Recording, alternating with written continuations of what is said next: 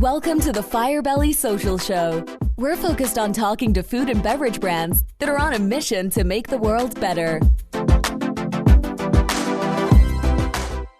Hello, everyone. Welcome to the Firebelly Social Show, and I am your host, Duncan Olney, aka the Young Stanley Tucci. Here, we speak to leading entrepreneurs and CEOs of mission-driven and mission-driven food and beverage brands. God, this is not the first time I'm doing it, I promise you. And this episode is brought to you by Firebelly. At Firebelly, we make brands more likable and profitable through social media marketing. And believe it or not, that's all we do, 100% social media marketing every day. We've been voted one of the top 10 social media agencies in the world by Clutch. Firebelly has helped clients like Netflix, Qdoba, Fiji Water, and Karma Nuts, and many others transform their social media marketing strategies. If you want to talk more about making your brand more likable or profitable or both, let's talk. Firebellymarketing.com. And so today, I'm so excited to have a very special guest.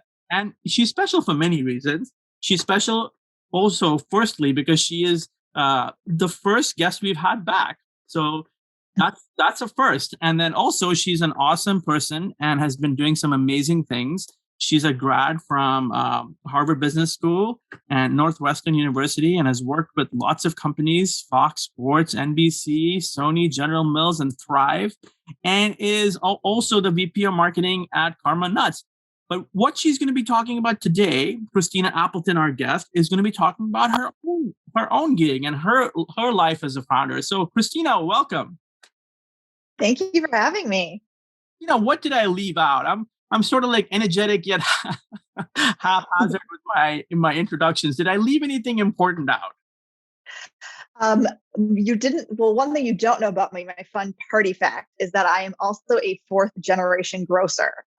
So that is kind of what's kept me in CPG for so long. My great-grandparents, grandparents, and parents owned a store in Michigan called Appleton Market, one of those little mom and pop shops. So that's probably something not many people know about me. That's amazing. And where in Michigan? A very small town called Fenton. It's kind of equidistant between Flint and Ann Arbor. So almost the middle of the state. That's awesome. That's awesome. So, Christina, I mean, you have such a depth of expertise and you operate at so many different levels with analytics and product development and marketing. I wanted to talk to you today. We're not talking about Karma Nuts today. We've talked about Karma Nuts before and all the amazing things that you guys do over there. But I wanted to talk to you about your own venture. And your own venture is Appleton Market. And you're the fourth generation and you're taking it to the next level. Let's talk about that. How did you decide to be operating at that level, to be that fourth generation? Yeah, I mean, it's funny. I actually fought it. So as you mentioned, all of the Fortune 500 companies I worked with up to this point, I kind of ran in the opposite direction from entrepreneurship. I saw just the downsides of it. Because as a kid, you're like, well, why don't I get to go on as many vacations as my friends? And why do my parents have to work weekends? And why, when the power goes out, are my parents stressed? And all that kind of, the bad side of entrepreneurship. Because you're a kid, you don't really understand that being your own boss is an awesome thing and it's worth those downsides. So I worked at General Mills. I worked at Fox, all these big companies. And then finally, I had a realization when I was at Fox. I was, working constantly. I think I had 400,000 frequent flyer miles when I left Fox, and those were all domestic, which makes you kind of appreciate how much I was on the road for those guys. And I realized they were never going to care about me. They were never going to care about my health, my well-being, what was motivating to me, what I was good at. Like, I was just another cog in the wheel, and that was never going to change. And so I left and started working at startups, and that's how I found my way to Thrive Market. And after working at a few startups, the guys that founded Thrive Market are amazing, and they built something truly, truly admirable. But at the same token, I was like, hey, I've seen this roadmap. I feel like I could probably do this. I could probably start my own business. I see the pluses and the minuses in a much better way now. And I'm also kind of sick of working for other people. So how do I build that life? And I didn't know what it was going to be. I just knew it was going to be something. So I left and started consulting for other brands. So e-com, CPG, all that stuff I had experience in. And the other funny thing is it's the first time I've ever monetized my MBA. So it took me about about 6 or 7 years to get a job that actually paid me for having an MBA. But it was a great opportunity for me to take some time, take a step back and be like, what's out there? And that's how I came up with my idea, was just out of personal need. I was really busy. I live in LA. You're constantly in traffic, or I was on meetings or calls, and I just didn't have time to eat during the day. A lot of the time I'd look down and it'd be like 2 o'clock. I skipped lunch, or it'd be 4:30. I'm not going to make it till dinner. And I would just be staring at my desk saying, okay, I can have a protein bar, I can have almonds, I could order Postmates and wait 45 minutes and spend $30 on my meal. And none of those were really doing it for me. I was like, I want it to be quick like a protein bar, but I want it to give me fiber and protein and veggies and warmth and all those things you feel good about eating when you have a meal. And so I was like, why not me? Why can't I be the one to bring this to the market and to come up with this? And that was how it all started, was a why not me conversation I had with myself. That's amazing. I love the philosophical angle there. And so that your first venture or product is a sample box, and I believe it's called Better Box, correct? Yeah. So that's, it actually was something that came out of my product. So my Appleton's Market sells Power Veggie Bites. And so, yeah, so they're these muffin shaped kind of, so if you've been to Starbucks, they have sous vide egg bites, and they're great in a pinch, but they don't have veggies really. They don't have fiber. You're going to be hungry because, eggs will, as we like to say, eggs will screw you. You'll be hungry in an hour. So what I have is better. We use a ton of veggies. Everything's locally sourced, cage-free eggs, fresh veggies. We use chickpea flour, we use quinoa, we use extra virgin olive oil. So we marry up fat, healthy greens, and fiber, and protein. So they're about 100 calories. They're frozen. They steam up in the microwave in their little steamer bags in about 45 seconds. And they'll actually fill you up because of the fiber and the protein and the veggies. So I've had folks say, I have 2 for breakfast and I last 4 or 5 hours. Or the longest I've had anybody were, they said they lasted 9 hours on one. And I was like, that's difficult. Results may vary for that one. But that's kind of the point. It's something that's warm and delicious and gives you that satiety that you want from a meal. But with the convenience of a like protein bar kind of thing. So I launched during quarantine. And I spent the previous year before COVID hit us working on this, what I thought was brilliant go-to-market strategy, which was offices, co-working spaces, coffee shops. Like, this is going to be a during the day when people are working kind of thing. It's I skip breakfast. I need, a late afternoon snack. And just, I've lived in LA for 10 years. And so I know a ton of people at, everything from a big startup like GoodRx to Netflix and Google. And I was like, I got this. Like, this is right in my wheelhouse. And then COVID happened and literally all of those channels went away. And it was really tough.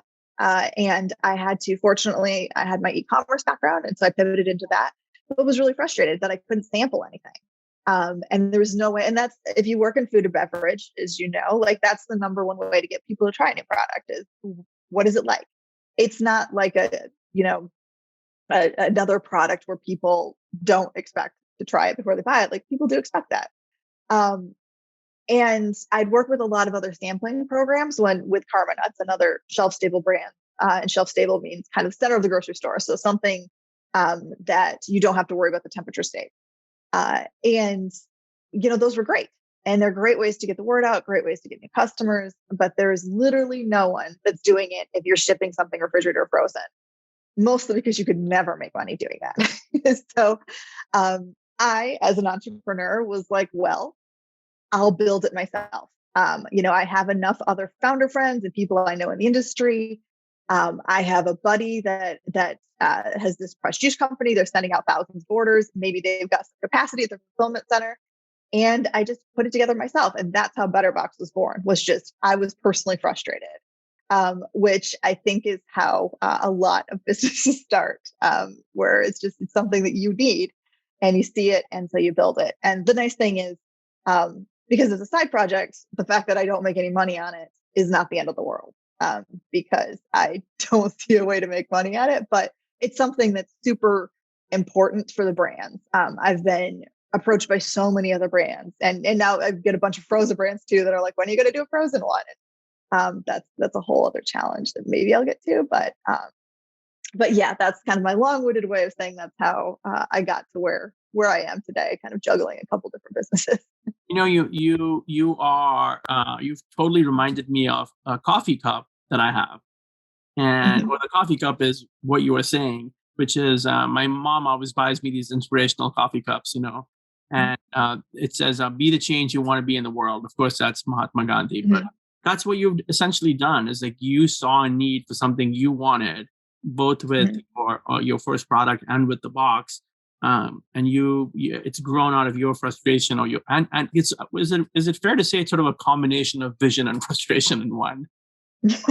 Yes, vision plus frustration is what I think equals a great business idea. I'm writing it down so I don't forget.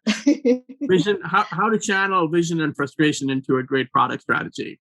That's super cool. And before I forget, before we get to the next set of questions, how can people find the box? Yeah, so it's trybetterbox.com. And because it's set up to get people to try these products. I mean, we've got everything from big brands like Health Aid Kombucha. These are all full-size products, so it's pretty exciting. Down to emerging brands like mine, Appleton's Market, where we've only been around for about a year now. And kind of everything in between, edible cookie dough, Honey Mama's truffle bars. But everything is a better for you product. There's stuff that you would probably find in like a Whole Foods or Sprouts. And it's about $60 worth of stuff. And we're going to give it to everyone for $20 and it's free shipping. So it's an amazing deal. Highly recommend everybody try it. Everybody who's received their boxes so far have been thrilled / a little bit disbelieving that this is a thing that's out there. But it's really, we're doing it so people can try these brands and we can help people in places where maybe they don't live right next door to a Whole Foods or a Sprouts to try some of these better for you products. And that's kind of the best way to get people to expand their palate and their minds. I mean, we've got like a fava base, which is the kind of the liquid around chickpeas. So they've turned that into a ranch plant-based dip. So a lot of people are probably like, oh, I'm interested in doing more plant-based things, but maybe I'm not interested in spending, $8 on trying one of these. Well, now it's one of the 7 things we have in the box. You can get it for a fraction of that. And Christina, I want to just ask this question, which is, you're right. It is really hard to eat clean and to like eat things that are good for you. I mean, even if you're trying to be gluten free, and like so many people don't know anything about chickpea flour, right? And so chickpea flour and chickpeas in general, I mean, I think it's sort of low glycemic, right? Chickpeas are low. Yeah, chickpeas are kind of right in the middle. So chickpeas and quinoa, which are 2 products I use in my product. If you're keto, it's kind of how you feel about it. If you're paleo, it's also kind of discretionary, but they are grain free. So yeah, anybody who has any issues with gluten or anything, they're good. They're kind of medium in terms of FODMAPs, if people are following that. And yeah, pretty medium to low, because they are high in protein and fiber. And so that is something that, helpful to people who are looking at their glycemic load, especially, folks who are using it in things that they're then adding maybe some higher glycemic. So if you're putting chickpea flour or something like that into a dessert or something, it helps kind of even that out. That's awesome. So, how is what's the response been like to the box? It's been really great. Like I said, when people get it, it is a surprise and delight. Because there's so many sample boxes out there. And a lot of time it is, you get these kind of little samples, or it's just a random assortment of things that are in the box. I got one the other day that was like a floor cleaner, an air freshener, and some Oreos. And I was like, what a random assortment of things to put together. Versus ours is curated. So it's meant to be products that are all in different categories, meant to be products that are getting toward kind of a similar lifestyle type person. But they're all things that make sense to be together. And that was, really important to us, and it's going to continue as we roll out future boxes, continue to be important to get some great, both diversity, but also diversity that kind of makes sense at the same time. And I think that what is so appealing to me in this situation, and I'm sure there's so many other people like me, where you're trying to assess all these different things, and you're trying, like I'll just say, I go to Whole Foods, I go to Fresh Market or Fresh Time, whatever it is. And there's so many products, right? And it's like I don't know which one to try. And you with your rich background and your expertise in this field with Thrive and so on, it's like you're bringing so much to the table. I mean, it's really like worth so much more than the even the $60, because it's you know these products and you know how to bring them together. It's like the in my mind, it's like a playlist. It's like a badass playlist of food that's and drink that you're getting.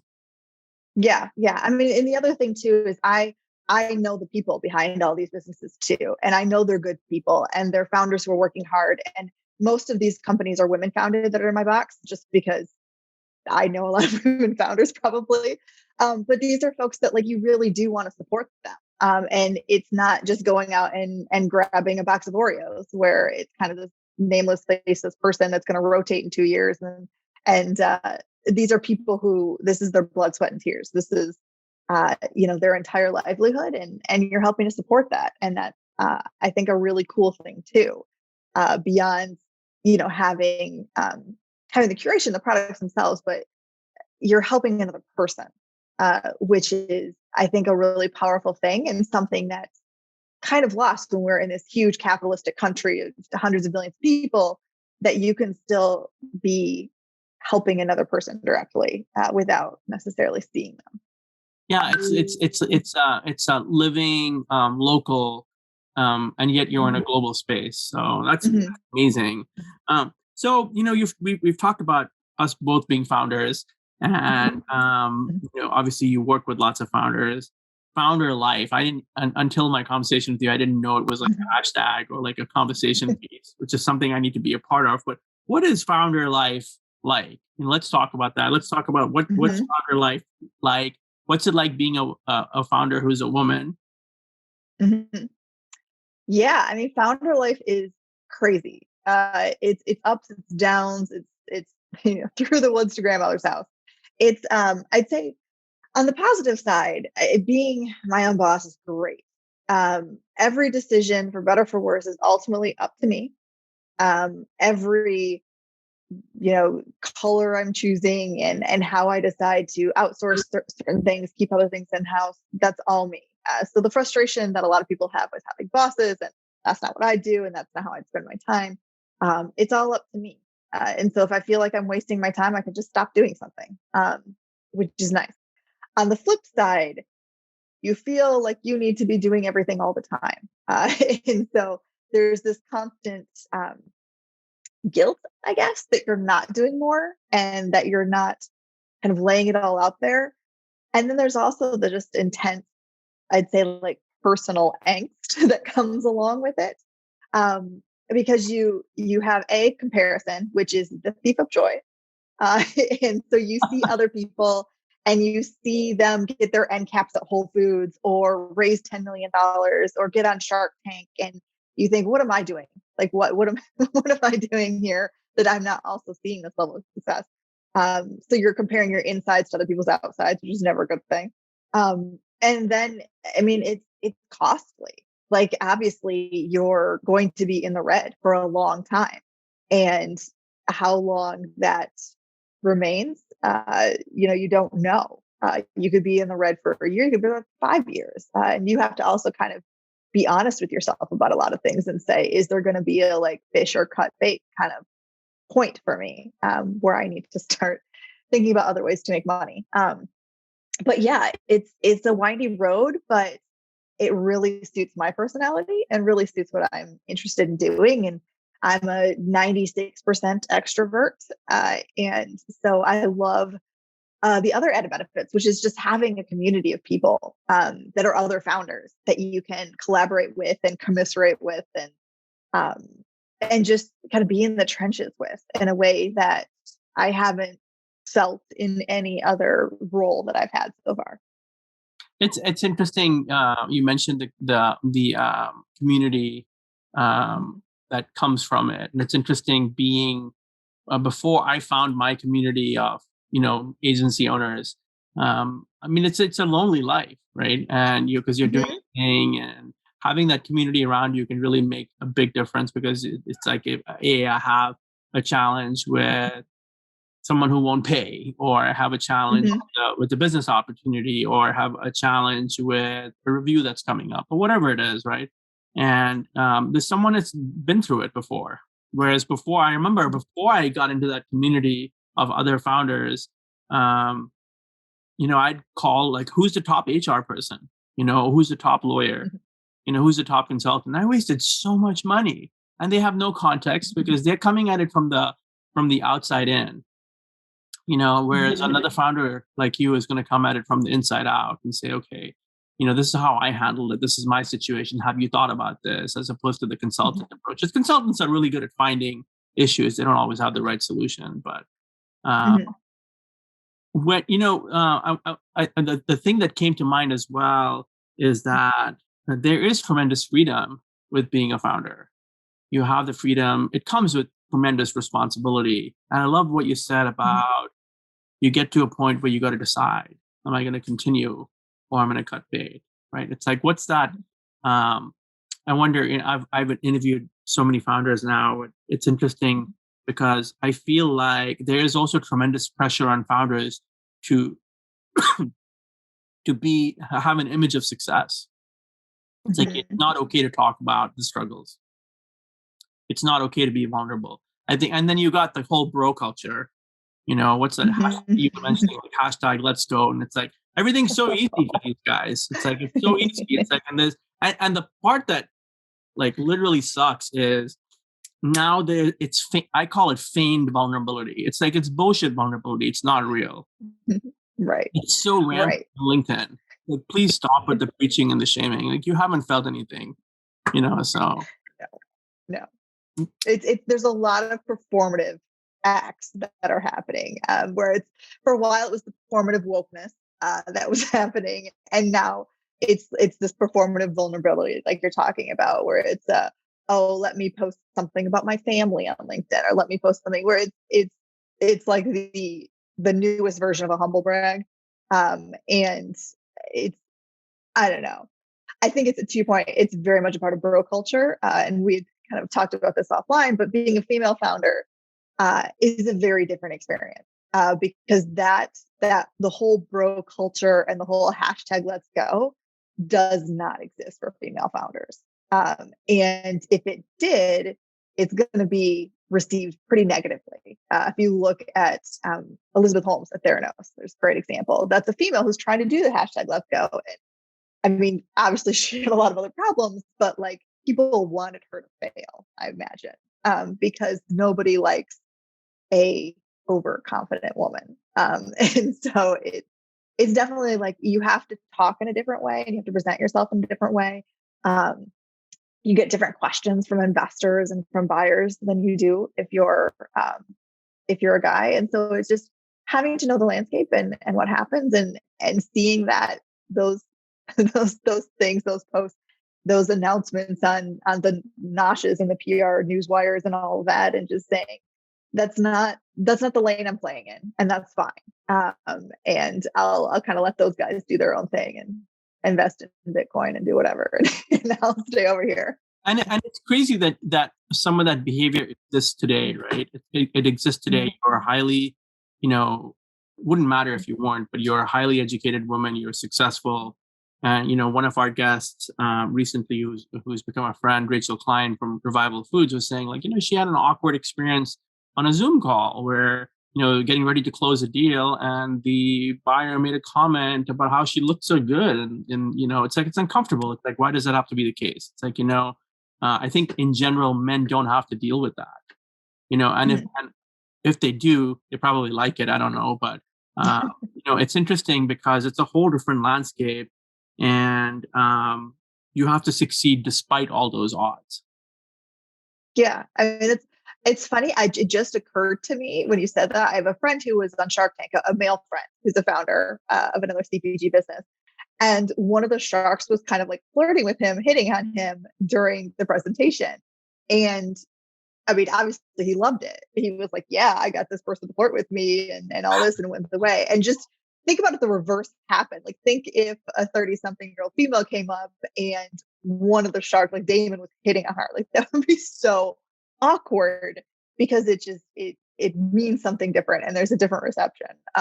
But yeah, I mean, there are, and I hate to use the word like microaggressions, but like those things happen a lot, where it's not people who are bad people. It's just people who are not thoughtful people, who are not thinking about the words that they're choosing, who are not thinking about, why am I asking this of this person?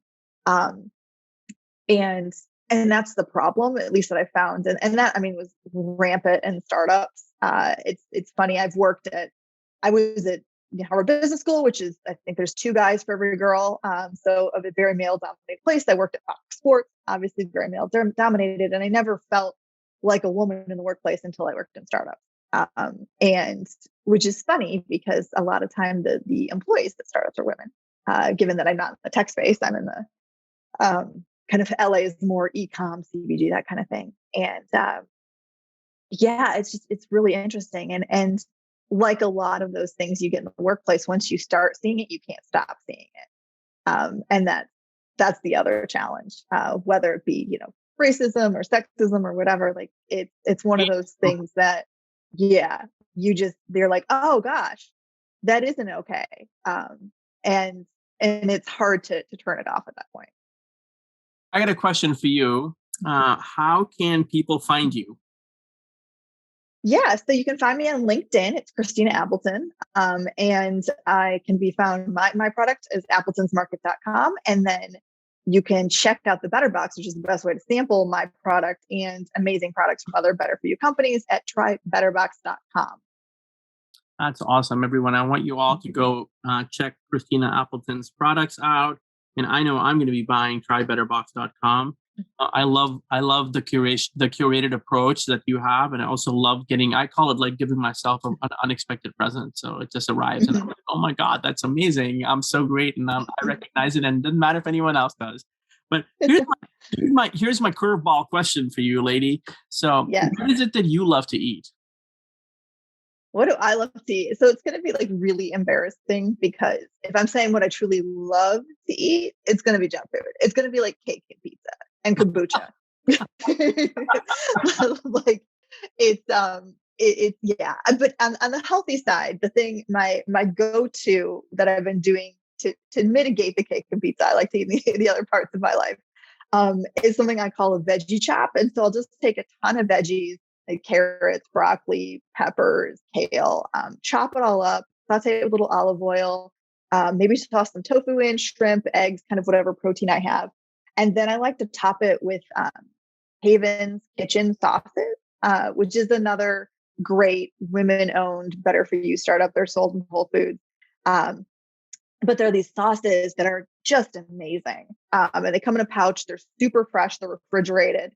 And they have everything from like a miso to a barbecue. The harissa, I literally buy the case from their website. They have a Romanesco.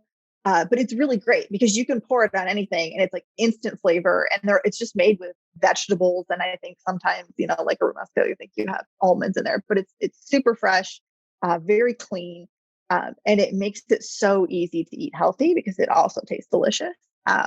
And so I inadvertently make a lot of keto-friendly meals and vegan meals and that kind of thing, just because that's what goes together. So, yeah, cooking doesn't have to be difficult. I think that's cooking healthy doesn't have to be difficult.